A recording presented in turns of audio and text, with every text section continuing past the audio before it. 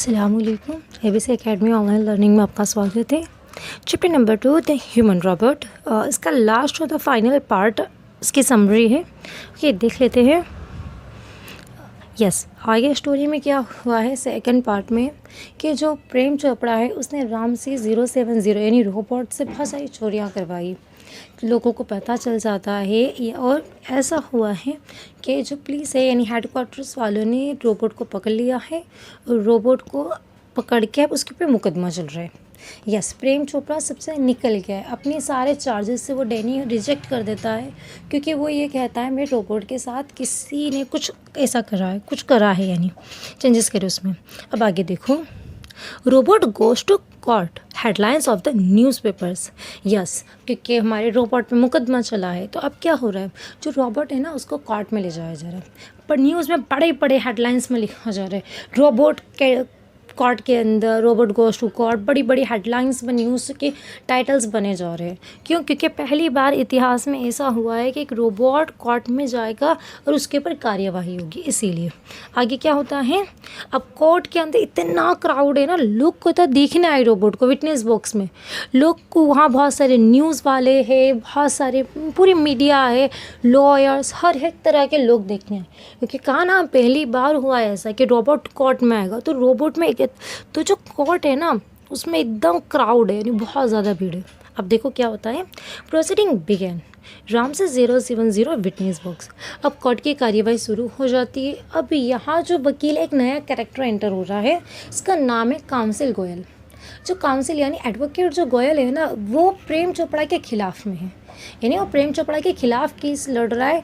अब वो क्या करता है, केस की कार्यवाही आगे चलाने के लिए रामसी यानी जो हमारा रोबोट है ना उसको विटनेस बॉक्स जो कटघरे होता है उसमें बुलाया जाता है। अब क्या होता है, यहाँ काउंसिल गोयल को पता है कि रोबोट ने कुछ नहीं करा है, जो करा है प्रेम चोपड़ा ने करवाया। तो बार बार वो प्रेम चोपड़ा की तरफ देखता है। पर प्रेम चोपड़ा को एक चीज़ बहुत अच्छे से पता होती है। क्या पता होती है? देखो, Prem Chopra confident, obey master, secret sales. यानी जो प्रेम चोपड़ा है ना उसको वो बहुत अच्छे से जानता है। किसके बारे में? अपने रोबोट के बारे में।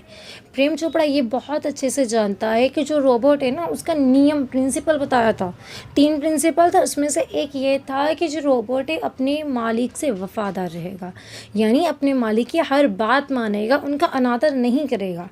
तो इसीलिए, और वो तो रोदा प्रेम चोपड़ा ने जब रोबोट है ना जब चोरी करवा रहा था तब रामसी को कहा था information not be revealed otherwise I will diffuse you, ऐसा कुछ बोला था, राइट।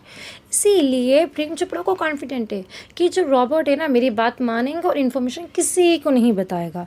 तो कॉन्फिडेंट की वजह से, और सीक्रेट सील मतलब जो मेरा राज है ना वो राज ही रहेगा, इस तरह करके प्रेम चोपड़ा बहुत कॉन्फिडेंट है। बट जो हमारा काउंसिल को है यानी जो एडवोकेट गोहिल है ना, उनको बहुत पता है ये चीज़ कि ये चीज़ में यानी चोरी करने में प्रेम चोपड़ा का ही हाथ है, रामसी 070 का कोई हाथ नहीं।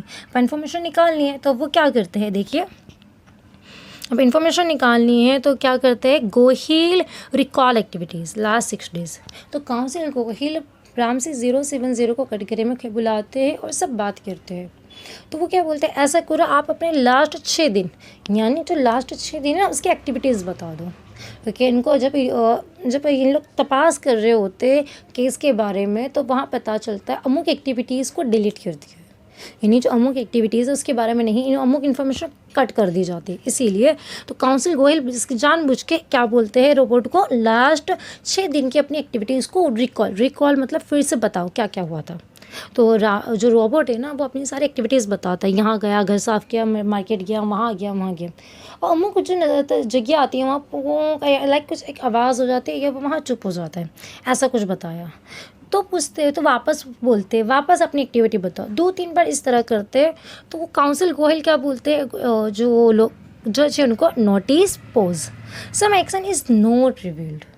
तो जब रोबोट बार बार बता रहा होता है ना अपनी एक्टिविटीज़ 6 दिन की, मैं यहाँ गया वहाँ गया, जो भी एक्टिविटीज़ बार बार 3-4 बार बताता है, तो वहाँ काउंसिल गोयल जज को बताते हैं कि आप वहाँ नोटिस करो कुछ जो एक्शन है, कुछ एक्टिविटीज़ है ना उसको बताया नहीं जा रहा है, वो एक्टिविटीज़ वहाँ बंद हो जा रही है या वो एक्टिविटीज़ चुप करवाती जा रही है।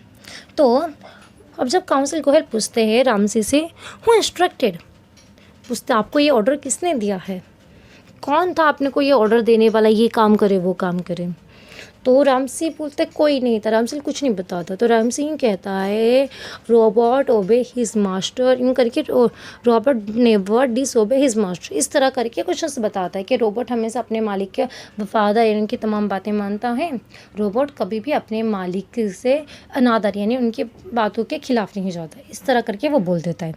तो वहाँ उसके सावक में काउंसिल गोयल कहते हैं सेवरल पीपल सफ़र लॉसेस हार्म, बहुत सारे लोगों को नुकसान पहुंचा है। और उनको जो नुकसान मतलब कैसा, पैसों से नुकसान हुआ है ना, लोगों की चीज़ें गमी हुई है, ये गई हुई है, तो यूँ बोलते हैं। तो वहाँ ऐसा बताते हैं। तो वहाँ जो रोबोट है ना वो यूँ कहता है कि रोबोट कभी इंसानों को तकलीफ़ नहीं पहुंचा सकता। तो जो हमारे गोयल है ना वो कहते हैं नहीं ऐसा नहीं है, तुमने जो एक्टिविटीज़ करी है उसकी वजह से बहुत सारे लोगों को तकलीफ़ हुई है, और वही एक्टिविटीज़ की वजह से बहुत सारे लोगों को नुकसान हुआ है, तुम उनका नाम बताओ। अब जो गोयल है ना रामसी 070 पे प्रेशराइज कर रहा है। तो सडनली वहाँ कुछ सडनली चेंजेस हो रहा है, क्योंकि रोबोट क्या करता है, अभी 3 प्रिंसिपल बताए थे। रोबोट अपने मालिक को नुकसान क्या और मालिक का ओबे होता है यानी मालिक के वफादार रहता है। दूसरा, रोबोट इंसानों को नुकसान नहीं पहुंचाता। और तीसरा, रोबोट खुद को नुकसान नहीं पहुंचाता, राइट। पर तो जो काउंसिल गोयल इतना उन पर प्रेशराइज करता कि तुम्हारी वजह से लोगों को नुकसान पहुंचा है, तुमको इन्फॉर्मेशन बतानी पड़ेगी। तो वहाँ सडनली जो रामसी 070 है ना उसके अंदर प्रॉब्लम होती है। प्रॉब्लम मतलब क्लिकिंग की अलग अलग आवाज़ आती है। देखिए फिर आगे, Ramsey 070 choose break apart rather than tell a lie her humans और बिकम अनफेथफुल। यस, जब लास्ट में क्या कहता है रामसी 070 अचानक से अंदर इसके अंदर क्लिकिंग अलग अलग आवाज़ आ रही है, मशीन के जो बिगड़ने के कैसे शॉर्ट सर्किट की आवाज़ होती है, ऐसी आवाज़ होती है। और इसके चेस्ट पे से एक टीवी निकलता है, उस पर लिखा होता है डिफ्यूज़, ऐसा करके वर्ड लिखा होता है, प्रोग्राम फेल्ड। और यानी रामसी 070 अपने आप को ब्रेक अपार्ट यानी तोड़ लेता है यानी डिफ्यूज़ कर देता है। क्यों? क्योंकि वो क्या नहीं कह सकता, अपने वो झूठ नहीं कह सकता, यानी अपने मालिक से के अनादर नहीं कर सकता, अनोबे नहीं होगा, ह्यूमंस को हर्ट नहीं कर सकता है, या तो अनफेथफुल नहीं होगा, इसीलिए वो अपने आप को तोड़ डालता है यानी डिफ्यूज़ कर देता है। और जब ये राम से डिफ्यूज़ होता है, वहाँ जो सुपर प्लाज़ा जो था ना मॉल, उसका जो सेल्स में चिल्ला कर बोलता है, नहीं ये नेक पे चिल्लाता है ब्रेक अपार्ट डाई करके।